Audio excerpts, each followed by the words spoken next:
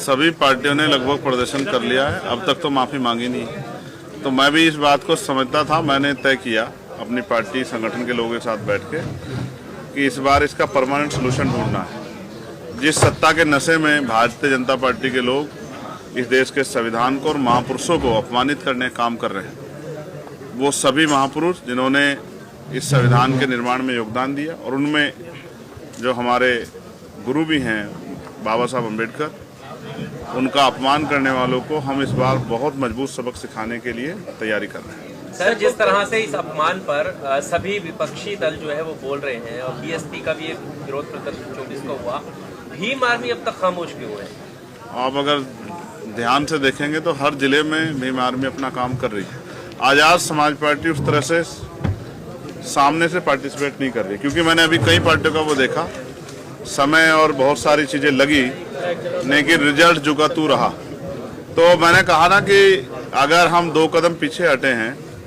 तो इसलिए नहीं कि हम इस विरोध का हिस्सा नहीं है। पार्लियामेंट में भी सबसे पहले ये विरोध हम लोगों ने शुरू किया, लेकिन हम लोग पीछे इसलिए हटे हैं कि हम इसकी बड़ी तैयारी करेंगे, और चाहे दिल्ली में या जिस भी तरह से पार्टी की जो स्ट्रेटेजी होगी,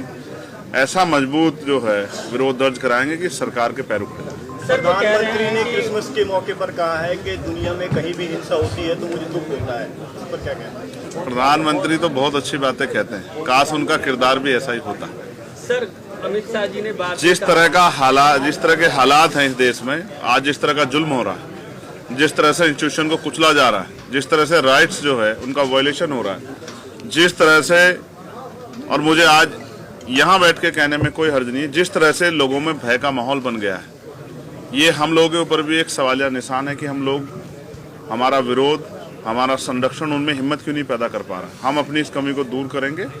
और आने वाले कल में एक मजबूत आवाज़ जिस तरह पार्लियामेंट में, उस तरह सड़कों पर भी लाने का काम करेंगे कि सरकारें तानाशाह ना हो, सरकारों के दिमाग खराब ना हो। सर, अमित शाह जी बाद में कह रहे हैं कि वो सपने में ही बाबा साहब का अपमान नहीं कर सकते। अच्छी बात है, होना चाहिए, करना भी नहीं चाहिए, लेकिन जो हो गया उस पर अपना खेद भी प्रकट करना चाहिए। विपक्ष के लोग मुद्दा बना रहे हैं। अब ठीक है, और अमित शाह जी जो कह रहे हैं वो जानते होंगे, वो उनके दिल में है, जो जबान पे आ गया है या वाकई में वो सम्मान करते हैं, ये तो आप और मैं बेहतर जानते हैं। इसके लिए उनकी हिस्ट्री पढ़ने की जरूरत है, और हिस्ट्री इस बात की गवाही देती है कभी उन्होंने संविधान का सम्मान नहीं किया, और उनका जो मूल संगठन है उन्होंने हमेशा संविधान के खिलाफ काम किया। केसेस ऑफ बर्सित एक्ट की जिस तरह से धज्जियां उड़ाई जा रही हैं, सुप्रीम कोर्ट के जज रास्ता खोल रहे हैं कि क्या कहते हैं जो मस्जिद की खुदाई हो, मंदिर खोजे जाए, इस पर क्या है? देखिए, मुझे बड़ी निराशा हुई हमारे पूर्व